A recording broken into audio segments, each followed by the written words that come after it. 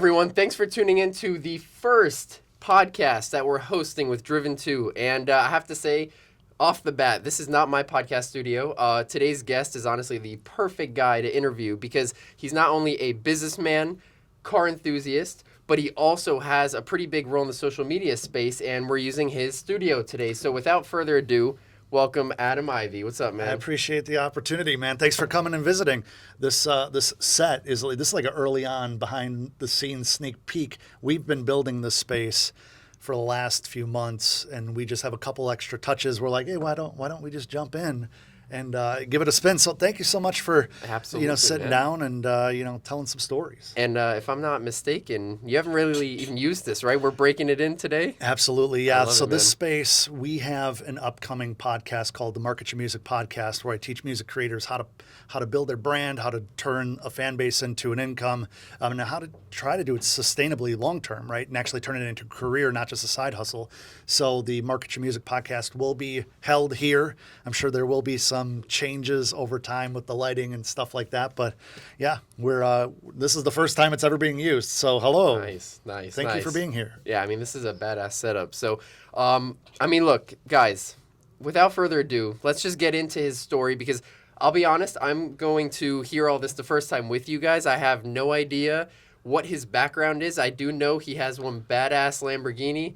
I know that he's been into cars for a long time, such as myself, and I know he also does really well in terms of the businesses he owns. I've followed him on social media for a long time, but I don't really know where he started, what he does, how he does it, and so please go ahead and start, if you can, start kind of from at least your childhood or teenage years. Sure. So I can see the come up. Sure, yeah. So I grew up in a upper, lower class, lower middle class, blue collar household in central Wisconsin. Have two little brothers. Mom and dad got divorced when I was 14, 15 years old. So you go through all that. I was a horrible student in high school because I was always trying to hustle and make money. I had a paper out at 12 and a half years old all the way to 15 and a half, and then pretty much worked up until this point in my life. I was so worried about getting home and then getting to a job or doing some type of hustle where I could make some money that I didn't do great in high school. And that's why my license plate says bad GPA on the back. I actually never noticed that. Yeah, so it's kind of an inside joke between myself and a guidance counselor who said, Adam, I don't think college is for you. You got a really bad GPA. I don't think anybody will bring you in. I'm like, okay. Shout out to Mrs. Tokarts. So what was the GPA? 1.7. Okay. Yeah, 1.7. All right. So ish. It might have been 1.8. I might be exaggerating slightly, but yeah, not good. Under 2. Yeah, definitely under 2. Okay. 100%. Yeah. The thing is, I was working in a wood window factory for about 4 years after high school because I found a factory job that I actually really liked. I went from being summer help to being a lead person and having a team of about 30 people under me, which was always weird because everybody on my team was like late 30s, 40s, 50s, 60s. And one day let's call it around the water fountain area, one of the higher ups came and was like, hey, how does it feel to kind of be maxed out already at such a young age? And that was supposed to be a compliment, but it scared the hell out of me. And so around that time, I had met, one of my best friends in the world, DJ DeVille, his name's Zach. He got me into music production. And I said, you know what? If I want to learn how to do this thing, I'm going to need to kind of go all in. Otherwise, I'm just going to dabble in it. So took the money I had from the job. I was working 70 or 80 hours a week, stacking it all up because at the time I didn't have any credit card, didn't have a car payment. My rent was $3.99 a month. So I had a decent chunk in the bank. And then I sold a motorcycle at a 2001 CBR 929RR, a beautiful bike. Still, I love that bike. But I sold it, bought everything I needed to kind of take the music production thing a little bit more seriously, and then just lived off that money. Just worked, I don't want to exaggerate, maybe 12 hours a day trying to figure out how to use this beat software. And through what happened was I started in my apartment. Then my buddy, who had a 4-bedroom house, and he's in his 20s, he's renting out all the rooms, and he's like a brother to me. Zach, who I just mentioned, was living with my friend. And so I asked my friend and said, hey, can I move into one of your rooms? And he's like, oh, absolutely, that'd be great. So even less rent, now living down the hall from a guy who was, I was selfishly using him as a mentor to teach me how to make beats and get feedback from immediately. Hey, what do you think of this? And it was really cool because I quickly understood his workflow, and then he would give me tips right away in, okay, I'm going to do this. a little bit better incrementally quicker because I'm spending so much time doing it, just like obsessed with it. And then getting to know Zach a little bit more, he went to school down here at Full Sail, and he's like, "Oh, you'd love Central Florida. It's such a great place. They love people from the Midwest because we have great work ethics." He totally sold me on it. So without ever being in Florida, I never visited down here. We never went on vacations or anything like that, especially to Florida. I packed up everything I owned in a 1994 Nissan Altima. Was that your first car you owned? No, that was probably okay. like the 20th. Jesus, yeah, okay. I could talk about that too. Yeah. Okay. How old were you at the time? 21. I think 21. So you owned 20 cars leading up to the age of 21? Yeah. Well, I mean, to be fair, in high school, I flipped so many cars. I would build it, flip it, build it, flip it, build it, flip it, or just detail it. If the dash was messed up, you refinish the dash, you replace the carpets, like whatever it took to take a $1,400 car and be able to sell for $3,400. Yeah. Or something like that, whatever. But like, that's why I had so many cars. My dad was a mechanic in the military. My grandfather was like, because a hobbyist mechanic, a master carpenter. So I was always working with my hands. And so moved to Florida to pursue music full time. That didn't work right away. Right. So I got a job. I was a shipping manager at a wire, rope, and rigging company for a while, living out of a garage apartment that a mutual friend had. This is a long, convoluted story, but what I'm getting at is by 2009, I had worked for this company for a while, lost my job because of the recession at the time, 2007 to 2008, the housing crisis, recession. Caught up to that company. They fired like 15 people very maliciously. They denied them unemployment. They said that everybody quit or was doing this and that. It was bad. And I'd been making a little bit of money with my music, and I'd been doing all the graphic design work for not every club in Orlando, but it felt like that, probably 5 or 6 clubs. So I had enough income where I said, I really trusted this company. I thought I was going to work my way up. Now it's kind of, God or the universe or whatever saying like, this is your chance to just go all in, bet on yourself. Even though I didn't have any money, I had plenty of time. So I said, okay, I'm making, I don't even remember, like $1,200 a month or something, doing a little bit of music, sold a beat here and there, doing graphic design for Friday nights, Saturday nights, white party, black party, all these different, foam parties and all these different things. And I had a great network, and luckily networked with a few club owners that knew people in the music industry, and interned at a studio for free for, it wasn't even that long, maybe 10 weeks. And that was all self-taught, the graphic design? Yeah, it's all, and that started thanks to DJ DeVille as well. He's like, hey, I know you have Photoshop. It was like PS4 or PS2 at the time, right? Okay. It was like early on. I had like a burnt copy on a CD that somebody gave me. He's like, hey, I need an album art for like this remix I did. I'm like, oh, like, sure, I'll see what I can do. And then that led to doing better and him giving me feedback. So like a lot of what I do now, it's funny because Zach is on the team. I get to work with, he's like a brother to me, get to work with him full time at the marketing education business. But that doesn't happen unless all the music stuff happens. So quickly did music full time from 2009 till about 2017, 2018. Long time, yeah. But I went legally deaf in my left ear in 2016. It's like it fizzles between 15 and 40%, and that might be like exaggerated numbers on the 40%, but like it's always muffled. If you ever are talking to me and I'm going like this, it's because I can't hear out of this ear. So that's why when I'm walking next to my wife, when I'm talking to you guys, I always try to stay just like subconsciously now. But I grew up pretty poor. So like even making 6 figures selling music online, I was always afraid that if I have a bad month, if, I'll become irrelevant, I'm going to be broke again, like hated it. So to have benefits and to, make a little bit more money, I'm like, I could do this marketing thing. Because I had several people that I had helped with like small businesses with their WordPress websites when I was hustling, or I'd write what is now known as copywriting. But at the time I'm like, I'll just write clever, catchy things that'll get people interested in your veterinarian's office. I didn't even know what the terminology was. And that led me to corporate marketing for almost 10 years, a little over 10 years actually. Executive level, team, the whole 9 yards, which was great. And I thought in 2016, I thought about completely walking away from music. And then unbeknownst to me, my YouTube channel that I had been making parody videos and product reviews started shifting into an occasional help video because people would ask me questions in email. And it's like, I was sick of admittedly, I was like sick of answering the same question. So I'm like, let me just make a YouTube video. Hey, check this video out. I did something like that. Check this video out, see if it helps. And that helped. And then people started finding me. And I'm like helping producer friends that are still killing it. I'm helping them with their marketing and helping them with their branding and their positioning and how they're interacting with people, what we call outreach.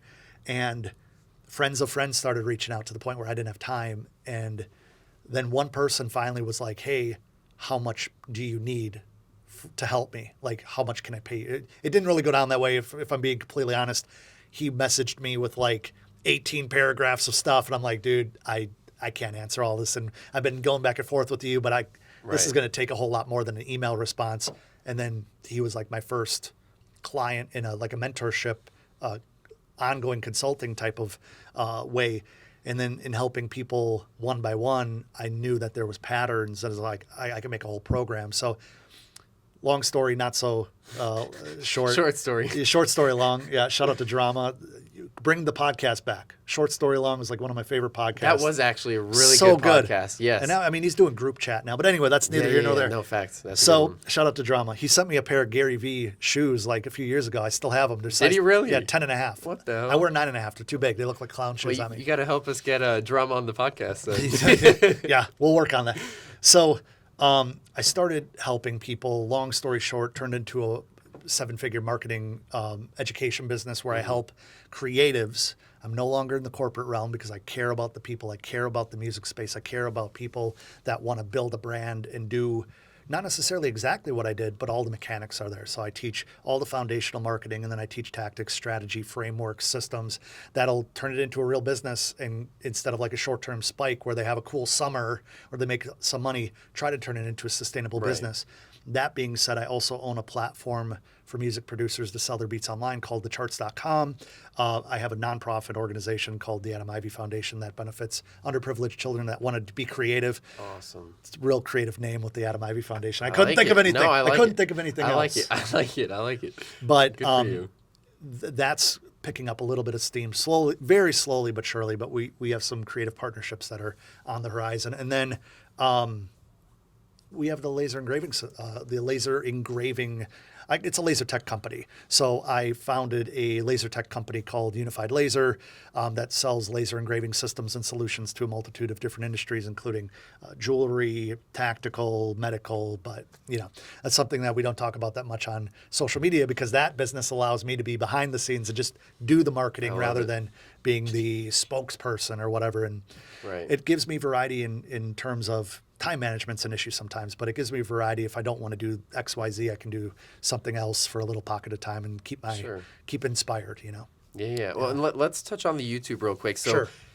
I'll be honest, I'm guilty of not checking out your YouTube videos per se, but I have seen that your YouTube channel has a couple 100,000 subscribers, if I'm not mistaken, right? Yeah, 280 something, yeah. Which, I mean, is good. So when did you start your YouTube channel, and how long would you say it took for it to actually start gaining steam and taking off? Because I can tell you right now, I started a YouTube channel, if I had to guess, probably 7-8 years ago. Wow. And I was consistent for maybe like 4, 5, 6 months, 6 years ago. Yeah. And I gained a whopping 400 or 500 subscribers, which I was proud of at the time, right? Mm-hmm. One of my videos, I think the best one, it broke like 10,000 views, whatever. But it definitely moves very slow at the beginning. Yeah. So I always am like really curious to hear if you had one video that went viral that kind of propelled you, or was it just actually grinding for like a couple years to grow? Yeah, so it took me 8 years to hit 50,000 subscribers, and then it took 18 months to... How many years? 8 years. Wow. To hit 50,000 subscribers, and then 18 months to add an additional 150,000 to that. Wow. Yeah, so... just a slow grind, trying to find my voice, trying to figure out who I was, trying to figure out who my audience was. I've done everything from parody videos, which are fun. They're a little cringeworthy now, but they're fun. That went viral. I mean, my seventh video ever on YouTube went viral. That's pretty good. That's good, but it's a complete mind cluster F, you know what, because you're doing all these videos that are getting just a few hundred views if you're lucky, and then you do a video completely out of character, doing something that you don't really necessarily want to do long term. It's just something you're having fun You with. can fall in that trap. Yeah, I got 4.2 million views in like 6 weeks or something on my channel. And shout out to Will Hatcher, Willonius. He's the one who shot the video, and is in it.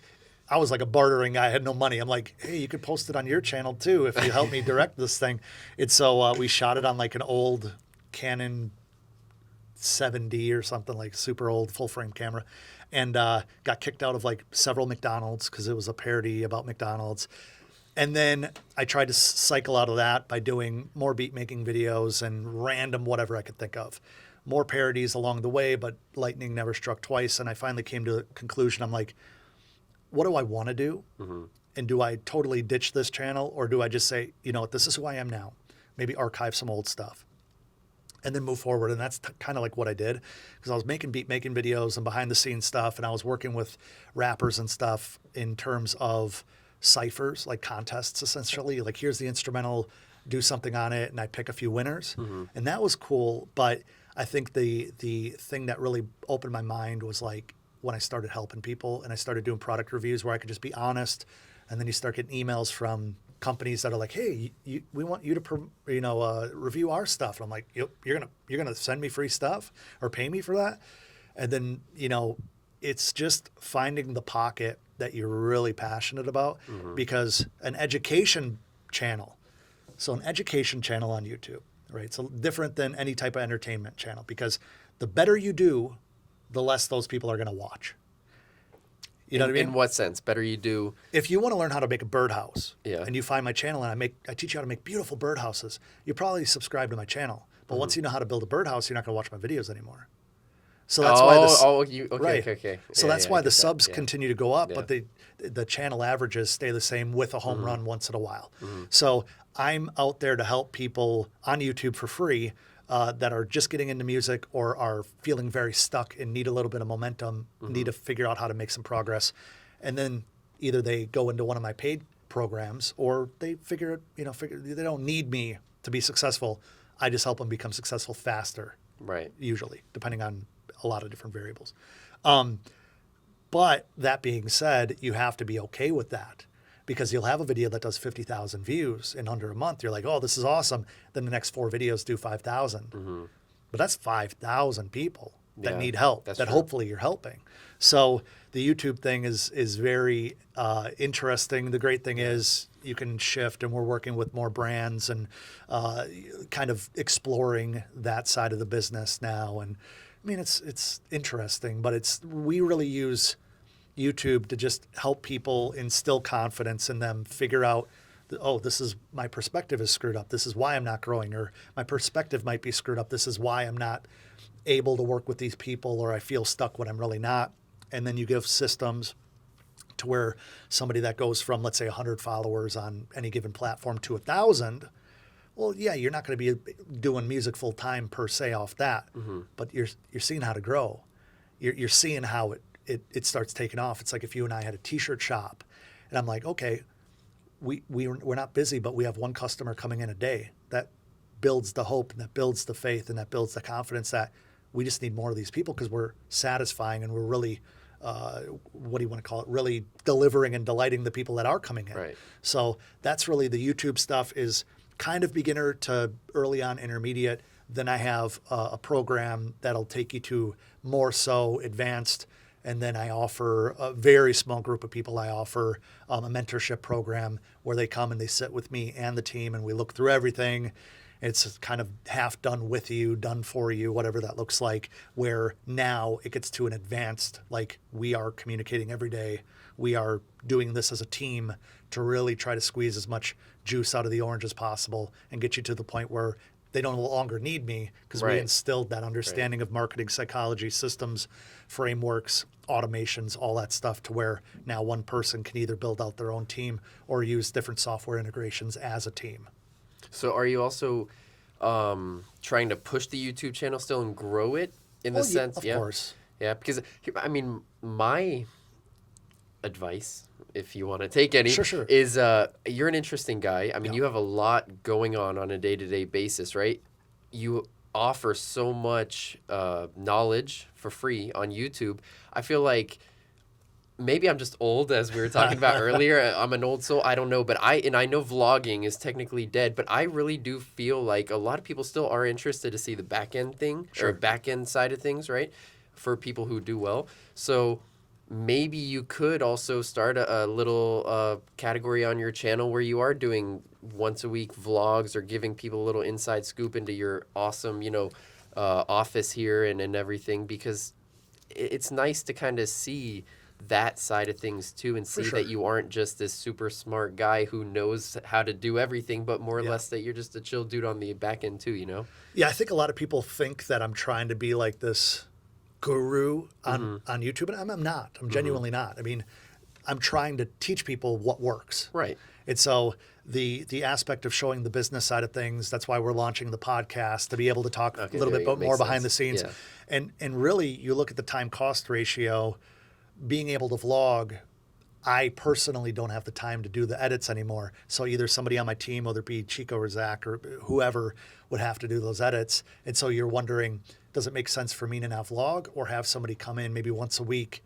like a Dylan? Shout out to Dylan. I was going to say Faster Media. I think I know a guy. Yeah, you got to check out Faster Media on Instagram. That's Fast R Media.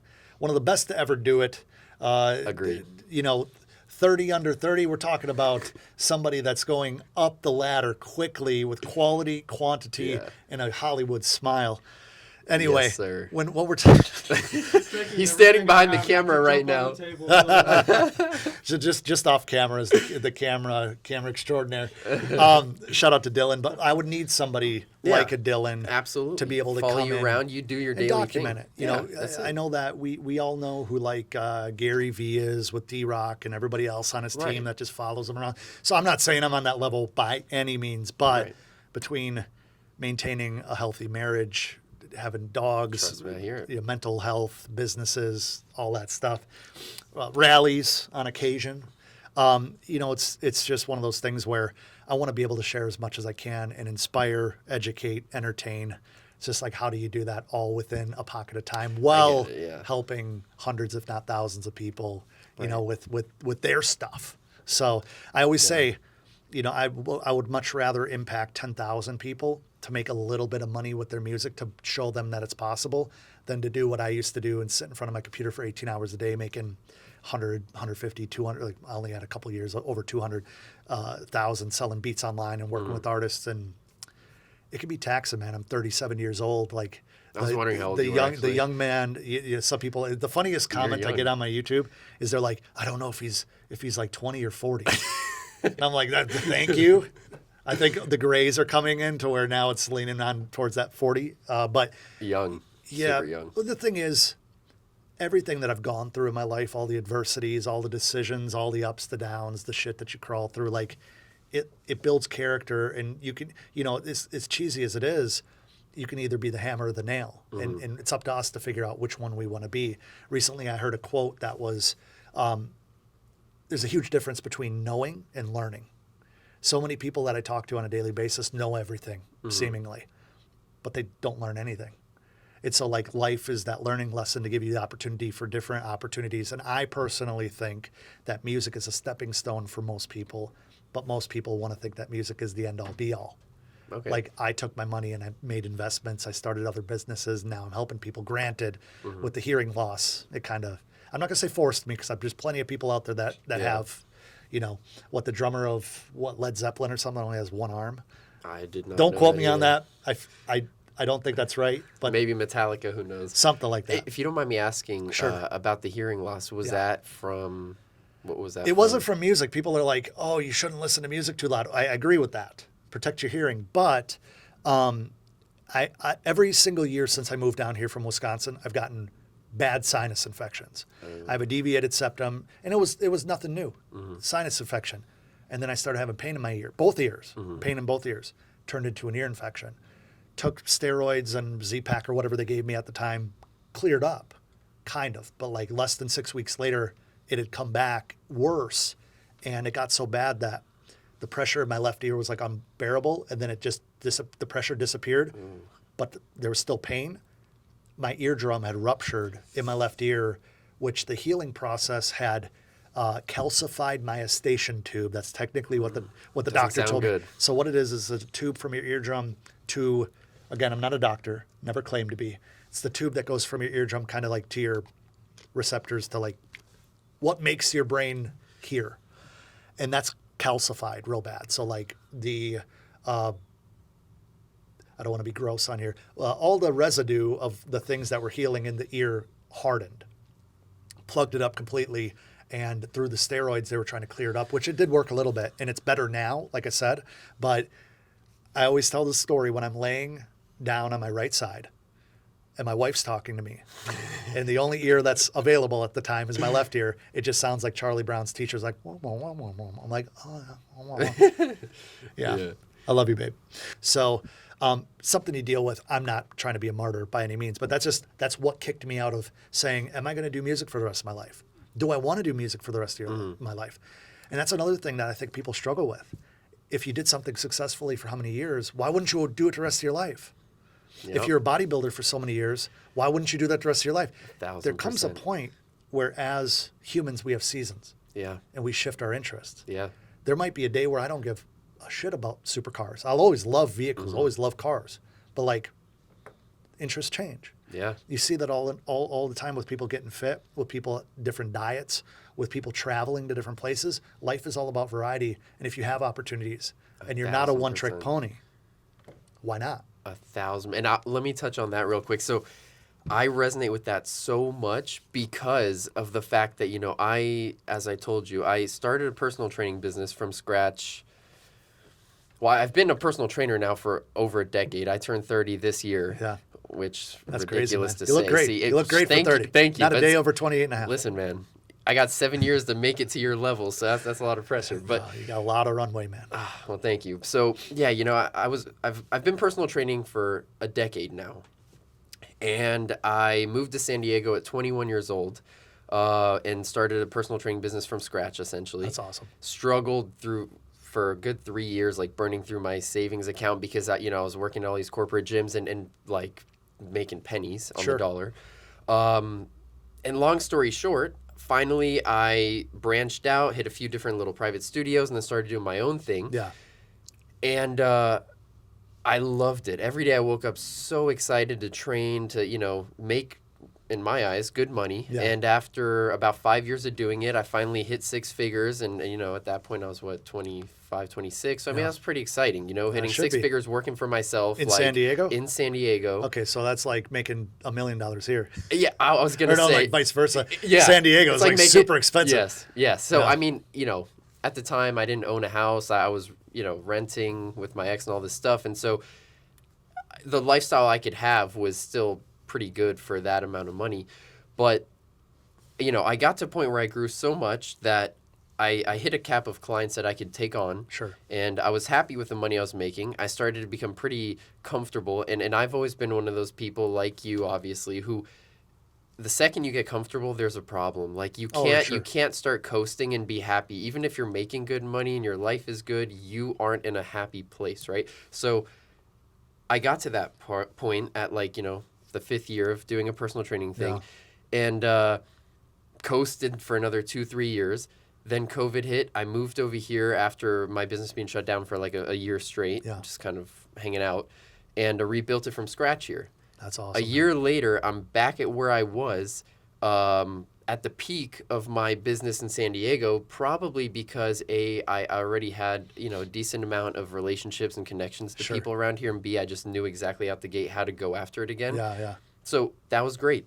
I'm back to where I was in my comfort zone, my happy place, right? Mm-hmm. The issue I found was at year 5 or 6 when I was coasting even in San Diego, that fire in me, that passion, that like, wow, I want to do this for the rest of my life, was already in a way not burning out, but I knew there was so much more I had to accomplish in this life, and so many other routes and things I needed to do and wanted to do, that I wouldn't wake up as happy. And so, being back here, having this business going, turning 30 was Yeah. the big thing for me. Like turning 30, I actually sat here and this whole concept of Driven To and the podcast and the YouTube channel, all this stuff has been in my phone's notes and ideas for years now. I just never acted on it. And so finally when I turned 30, it was really that point in my life where I was like, you're not going to turn 40 years old and look back and have these crazy regrets and have a family and be like, damn it, why am I still a trainer? And I never try to pursue anything else, Yeah, right? yeah. So short story long, Yeah. I got to that place where finally I said, you know, F it. I'm going to pursue this. I'm still going to be a personal trainer and run my business because I do still have a passion for that. I like it and I love all my clients. I like helping people. That's why I got into it. Mm-hmm. But I need to start this passion project, if you'll call it that, on the side as well Sure. and see where it goes because only good can come from this in the sense that I get to meet incredible people like you. I get to, you know, witness so many different opinions and outlooks and things on life. And if I'm lucky enough, this will grow into something where I can help people on a whole different platform and in so many more ways than just being a personal trainer, right? And Yeah.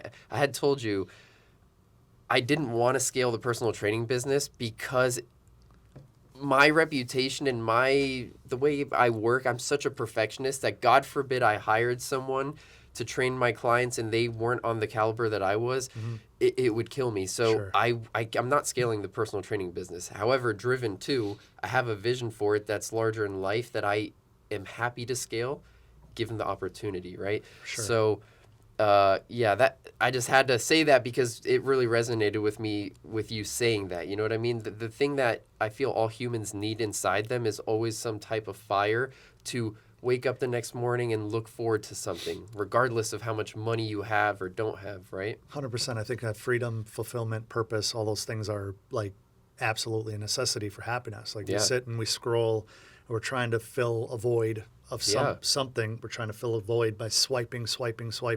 scrolling, inevitably to put the phone down and not remember anything that we just watched because it's 100%. not feeding anything. And so like going after it and following whatever's going to make you happy, whatever, like material possessions from two guys that love expensive cars, like Sure. cool.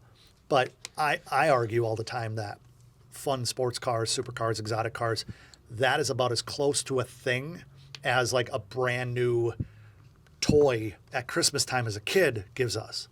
Yeah. Because as adults, we have so many adult decisions to make. We have so many things that we kind of have to just schlep through. It's Yeah. like, what is bringing you joy outside of that? And if you can infuse the joy within what you do, that's like a perfect combination. Obviously, there's always going to be ups and downs. But if personal training at a high scale with, 18 trainers and stuff is not what you want to do, nobody forcing you to do it. Right. You know what I mean? Like Right. we strive as entrepreneurs and creatives and builders to make more money and make more and build more and hire more. And it's like, you don't need to at all. You really Right. don't need to at all. Unless you have financial goals that directly help other people. Like I'm always trying to make a little bit more so I can increase the salaries of all my employees and go on vacations with them and really take care of them and their families. Because there comes a point, I'm not going to name like dollar amounts, but there comes a point where what you make, oh my God, and then like you don't notice anything else because you use that money as a tool. You're like, it's invested over here, it's invested over there. It's like 40 years out. Because like how much shit can you buy? Right. So many things, like you buy the watches and you buy the cars, you have all this new money, you want a jet ski and all this stuff. It's just like Yeah. you're working, you don't have time to enjoy any of it. Right. It's just like, Right. and at the end of the day, the things that make me happiest is just like hanging out with my dogs, hanging out with my wife. Wife first, Not dogs. not dog. Dogs are like a far distant second. I love dogs. But I love dogs. hanging out with my wife, dude. Like my wife, it's just, never put dogs in front Good of for my you. wife, ever. I feel it. If she ever watches this, I love you, babe. I hope she watches it. The reason I said the dogs is because I just absolutely fucking love dogs, man. Like, Me too. Playing, Me too. like, going on walks, throwing the ball, all that stuff. If you want to see me go from being like a cool guy, which I'm rarely ever considered, to just a total doofus, it's just like put me in a room with some dogs. Same. I'll be like, hey buddy, how are you doing? Oh my Same. God, you're so cute. Like, it's just, I think that the more we can cling on to whatever makes us happy, doesn't have to be a monetary thing, though I would be a complete liar and just very dishonest if I said that money can't provide more opportunities for a whole lot of other people. 1,000%. If the business brings in, for basic numbers, if the business brings in $100,000 in profit, and I could take the $100,000 in profit after everybody's paid, after everybody's taken care of, after taxes are paid, and say, I'm going to take 20,000 of that and buy software packages and keyboards and art supplies and digital tablets and stuff like that and give it to a Boys and Girls Club. Okay, cool. I'm off to the next thing, tax write-off. Right. Tax avoidance is not tax evasion. Well, you're impacting other people. Right. Like, you know what it's like when a kid walks up to your car and you're like, yeah, you could sit in it. And it's like, oh my God, you could have changed that kid's life in the entire projection. Yes, sir. Just with the resources. So I'm a firm believer in, if you are a piece of shit, without money, you'll be a huge piece of shit with money. But if you're a good person without money, you can do more with Facts, 100%. Because you can pour back into what you actually care about. 100%. And beyond you and beyond your direct touch. You know what I mean? So it's like, that's what drives me on days where I'm just like, I don't have to do any of this stuff. Like, I don't really feel like doing it. It's like, no, take care of your people, stay sharp. And then through all this work, long term, you can help a boatload of people and have a crazy ripple effect. I don't believe in legacy too much. I'm kind of in the Alex Hormozy mindset of like 3-4 generations from now, nobody will remember who the hell we are. It's just like, take care of your grandkids, maybe great grandkids. No, but like, I don't know who my great, like, I kind of know, but like, they had no direct impact in how I was raised, like, on me, obviously through grandparents, parents, and still. But I think that if we could focus on being as selfish as possible so that we could serve as many people as possible, that's the way to do it, instead of getting wrapped up in politics and religion and everything else. Focus on you, your family, and how you could take all your skill sets to make as much as freaking possible to then take care of as many people as possible, or things that are important. 100%. Yeah. Well, and let me tell you something, man. Honestly, I can't thank you enough for the willingness to be on this podcast and to be the first guest, because literally, what drives you guys probably can't see it from here, but that's my thing for Driven To. What drives you, right? Merch now available in the description box below. You got any hookups to make merch? Oh, yeah, we could talk about that. Awesome. Yeah. But you literally answered the question without me even asking it, because that's what I'll be asking everyone on the podcast is what drives you, and your answer could not have been any more perfect in terms of what your purpose and why, is, and why you're working so hard towards everything. And I also want to mention, based on what you just said, it's funny because lately I've been seeing on social media a lot this topic of people asking, does money buy happiness? And shout out Ernesto and Anthony, I think. Ernesto and Anthony, they run, I don't know, have you guys heard of the podcast Money Buys Happiness? No, but I will check it out. Dope podcast, 2 dudes from Canada, and they, I think, now are partnered up with Full Send, the Nelk Boys. Oh, yeah, sure. Yeah, and their podcast is called Money Buys Happiness, and they always ask the guest on their podcast at the end, so what do you think of our name? Does money buy happiness, right? Yeah. I heard something recently, I can't recall who said it, but it was probably the best answer to that question ever. And it was simply, money does buy happiness. Why? Not because you can buy more materialistic things and you are more powerful or whatever. Sure. Because the more money you have, the more happiness you can provide. And the example given was, who's going to sit here and disagree with, seeing your parents struggle with their 9-to-5 job and being able to walk into their house one day and say, hey, guys, go ahead and retire because I'm going to pay for your house and your bills the rest of your life. Sure. That buys happiness, right? Yeah. Cars buy short-term happiness. Yeah. Watches buy short-term happiness. But being able to help people, that does not only provide happiness for the person helping, but also the person being helped. So, that in itself has really put into perspective so much more why money doesn't have to be the root of all evil, because that's what everyone paints money to be, right? Unfortunately, I just feel like we're in a world where a lot of people do become greedy and become ugly people through money and success, but money really you can't help people if you can't help yourself. I've said that for years. Yeah, definitely. And there's been so many situations that I've been in my life and other people I've witnessed where they're giving every last dollar they have to their family or friend or whatever, trying to help. they're struggling themselves. If they took some time, took a step back, were a little selfish, right? Yeah. And became successful themselves, they could help these people 10 times more. And that, I think, is the ultimate goal for anyone that's as driven as we are, right? Is like Sure. getting to that place. Yeah, I mean, you hit the nail on the head, man. I think that if you can provide for others selflessly because you know it'll impact their life in a genuine way, like growing up relatively poor. I mean, I say relatively because I never want to make my parents feel bad for doing Right. their best, but it's like, you understand the value of a dollar. You understand what it's like to have all generic cereals, hand-me-down clothes, Goodwill runs. Luckily, I was the oldest of 3 boys, so shout out to my brothers. They got all my hand-me-down clothes. But you get to a point where I think that it's very typical for families to teach you that people with money are evil, people with money are greedy, people with money don't care about you, and that couldn't be further from the truth. There's a whole lot of greedy, selfish pieces of crap that don't care about anybody else, lack empathy, and lack care for other people that don't have any money. Right. And they're the ones that are out there just complaining about XYZ. So there's good people, there's bad people. That's all there is. There's good people that are rich, there's good people that are poor. There's bad people that are rich, there's bad people that are poor. It's what can you do in the time span that you have with the resources you have. I always say use what you have till what you have pays for what you want. Go after it. Because either you can, the cost of working so many years and crawling through all the mud, crawling through all the shit to be able to then watch those harvests grow is a whole lot less work and a whole lot less taxing on your mental your mental bandwidth than all the regret of going from 20, 30, 40, 50, 60, all those decades saying, I'm going to do this. One day I'll do this. When I hit the lotto, when I win the lottery, I talk to a lot of people that are like, I just need a record deal. I'm like, okay, cool. Like, would you be happy with like a $500,000 advance, something like that? Oh my God, that'd be amazing. Okay, cool. If you were working a $50,000 job for 10 years, you'd make that.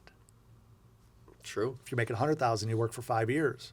Now, don't get me wrong. It's different, obviously, but what could you do with that? Because I know a lot of people, including myself, that made a little bit of money in my 20s, and I made a lot more money in my 20s, and I pissed it all away at first. Yeah. I bought it the first month that I ever made over $10,000 selling beats online. I went and bought a used Rolex GMT. 3 months after that, in sequence, slowest months that I had experienced since while.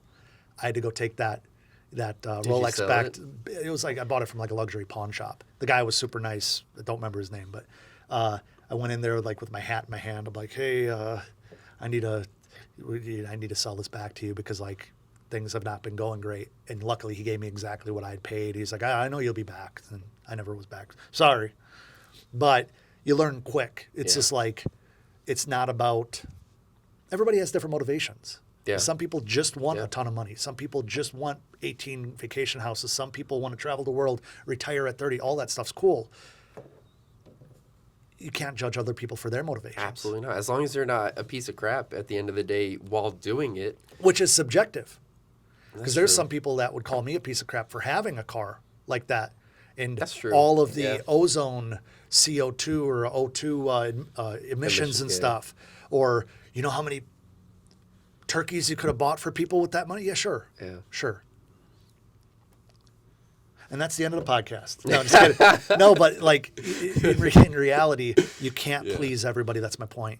You can't please your parents. You can't please your siblings. Their life is not your life. Yeah. I read or heard somewhere, probably one of the only TikToks that stuck with me if it was on TikTok, is like everybody in your life has a different version of the reality of who you are.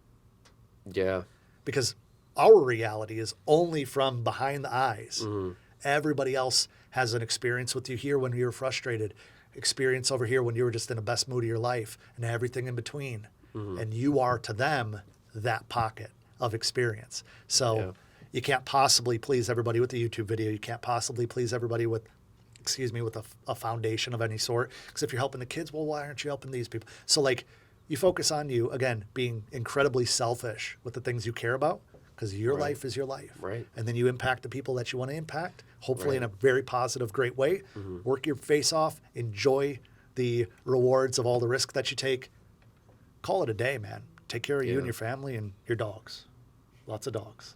Yes, I like Yeah. that. Yeah, that's good. Yeah. Shout out to the dogs. Have your pet spayed and neutered. Not a sponsor. That's actually a good one too. Yeah. Very good. Bob Barker, taking Which, it back. adopt, don't shop, right? That's another one. Both of my dogs were adopt, shopped. don't shop. But I'd have rescue dogs in the past. You can't. Okay. It's hard to find a doodle at a freaking rescue. Facts. I mean, I don't even know if you can call my dog a dog because it's a 7-pound little rat that is technically it's a Chiweenie. It's a Chihuahua wiener Well, my dog parents mix. had a Chiweenie, yeah. But this was like a wild little dog running on the streets of San Diego that I'm pretty sure came across the border from Mexico. Wow, doesn't even speak English. I've taught her to speak German at this Oh point. yeah, guten Tag. Guten Tag, yeah. I don't know very much. You did say a German word earlier that I was gonna say, and I forgot what it was. Probably but schlepp or Schlepp, yeah, schlepp. schlepp, Yeah. But anyway, yeah, that's a whole nother story. That little dog was actually run over by a crackhead on a bike in downtown San Diego. Before you kick the habit. Yeah. Yes, that's another day. Yeah. And I thought I was gonna lose that dog, but like $8,000 or $9,000 later, this was like a couple of weeks before I was supposed to move here. Dog got run over one night. Had to take it to the hospital. Almost died, but like $8,000 or $9,000 later, we Wow. saved its life, and she's doing better than ever now. This and is she's what you living get for here. adopting. You just find a breeder. Just kidding. Totally kidding, man. Yeah. I grew up with dogs ever since I can remember. I Same. had dogs, little dogs, big dogs. Our dogs now, I have a golden doodle and a Bernedoodle. The Bernedoodle Cooper is like 105 pounds, something like that. Daisy's about 60 pounds. Probably gorgeous, yeah. Golden doodle. She's the sweetest thing ever. But yeah, man, it's just like, again, focus on what makes you happy, not what you think is going to be cool. So many people, including Yep. myself at one point, was like, I had a fitness apparel brand in 2016 to 2018. I didn't know that. Cool. Yeah. And I wanted to be, I'll say it now, like I wanted to be the next kind of like a Christian Guzman. Like I Love was that so guy. inspired by him. And I Yeah. think a lot of people were, because there's a lot of other brands that Yeah. came out. And I came to the point, I'm like, my whole ethos was that I was making fitness apparel for everybody. Mm-hmm. But then you look at the market, you're like, not all the sizing is going to work for that Mm-hmm. concept. And then I'm like, I'm having all these, pieces of cut and sew garments made that fit me great. But now if somebody's 6'4" and a little bit different in Right. body type, it doesn't look good. So Yeah.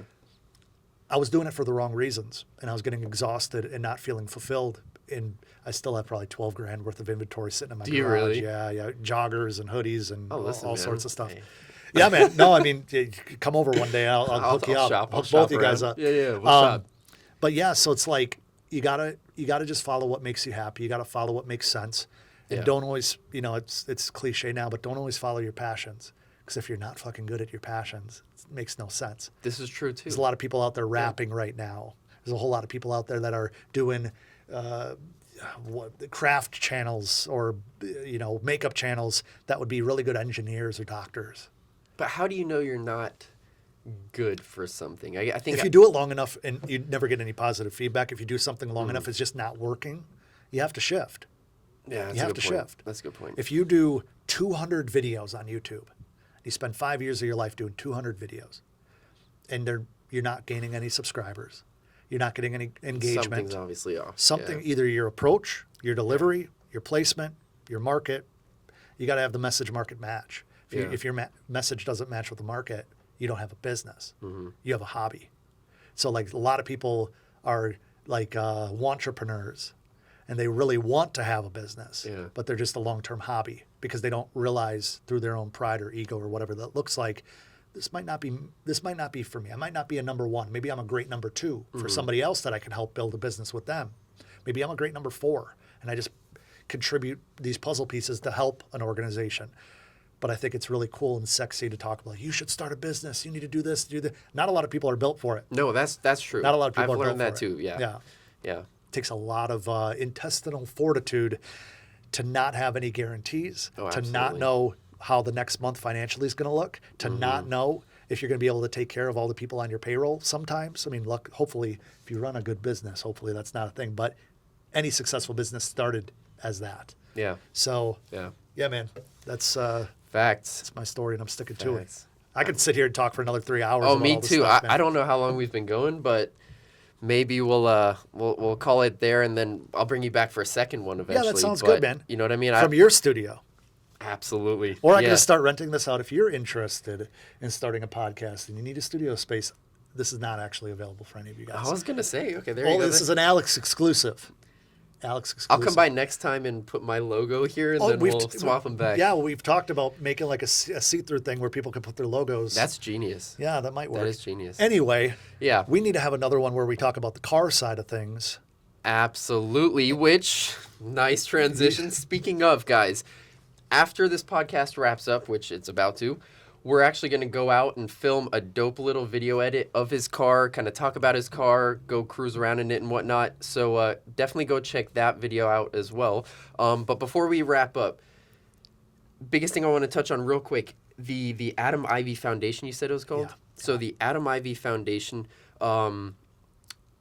is that something currently where the viewers can go ahead and donate to already, or how is that set up? Right. So it's a 503c. We're internally funded right now. So every quarter we put money from the businesses into the foundation, and then the disbursements and how that money's used is kind of between myself and the board of directors, which you have to have a board of directors. It's like some of my best friends in the world. But we are going to be setting it up, but we didn't want to have a button or anywhere for people to donate before we're actually telling the story on why it matters. That makes sense, yeah. Because it's like, hey, give us money. It's like, no, we got to tell the story first. Yeah. We have to kind of be the leader, and then if people feel so inclined, they know that anytime they support one of the businesses, that also supports children in need. And we have some pretty exciting ideas. One of my bucket list things is to be able to buy a chunk of land to donate it for a park because there's no kids outside anymore. It's like, so sad. I need to be able to do something where I can encourage kids, whether that be in an impoverished area or a suburb or all of the above. Because I grew up on my bike. I grew up outside. I grew up playing football and baseball and fishing and all sorts of things. I was in martial arts for 12 years. So it's like there's so many different things. I was heavy into fitness. I was a certified personal trainer in 2008. So like you got to get away from screens. Hold on, back up. You're a trainer too? For like this long. I did all the training through ACE. That's what I'm certified by. Yeah. Shout out to ACE. Guys, also, I saw him flex his tricep in the lighting. Well, hold on. The lighting definitely... See, I can't even It's all right. This is a fake arm. It's a prosthetic. It's makeup. Jesus. Yeah. Shout out to the gym in my garage that I spend too much time in sometimes. But, I think that, and a side note, the little story behind that, if anybody's wondering, I went to become a personal trainer because Christine, the person that was managing the Gold's Gym in Altamont Springs, said, hey, if you become a trainer, we'd love, like I was there all the time. They're like, you'd be a great trainer. And then you start realizing that they make you walk around a parking lot all day handing out flyers and free training sessions. And I was like, no. And that was actually right at the same time that the economy was crashing. And I'm like, I don't want to do this. Like, I love training. I will help my friends, my family, whatever. Like, I feel not interested in doing it long term. But that's the thing. You got to go after it to see if you like it sometimes. 100%, man. So 100%. Fitness will always be a huge part of my life. And I feel like same with cars and all that stuff. I mean, as builders, it's like you could build your body, you could build a car, you could build a business, you could build relationships. 100%. It's like I think we gravitate towards that stuff. We could build videos and podcasts and stuff like this. So we're always tinkering. It's always about progressing. That's really what it comes down to. So absolutely. Yeah, man. Thanks again. Seriously, Adam. Of course. I appreciate it. It's been fun. Dude, this was a perfect first podcast. So, guys, thank you for tuning in. Make sure. Go ahead. If you guys haven't yet, subscribe to this guy's channel. Make sure to hit that little plus button on the Apple Podcast app if you found it there. Thank you. Leave a 5-star review. Come check me out. Adam Ivy everywhere. I'll leave it at that. We'll have the link below this, hopefully. I'm like directing I love it. To do. I love it. This is the first episode. I'm trying to mentor a little bit. We can see who the amateur and the pro is. Where can people find you? So you guys can find me at DRVN TO on every platform. So TikTok, YouTube, Instagram, just DRVN TO. The editor will put that up on the screen right now. And then my personal Instagram, driven by Alex, DRVN by Alex. But yeah, it's been a pleasure, man. Likewise, man. You guys will see more of him, I'm sure. And yeah, that's it. Let's go flip to the car shots, and you guys tune into that. All right, until next time, man. See you guys. See you guys.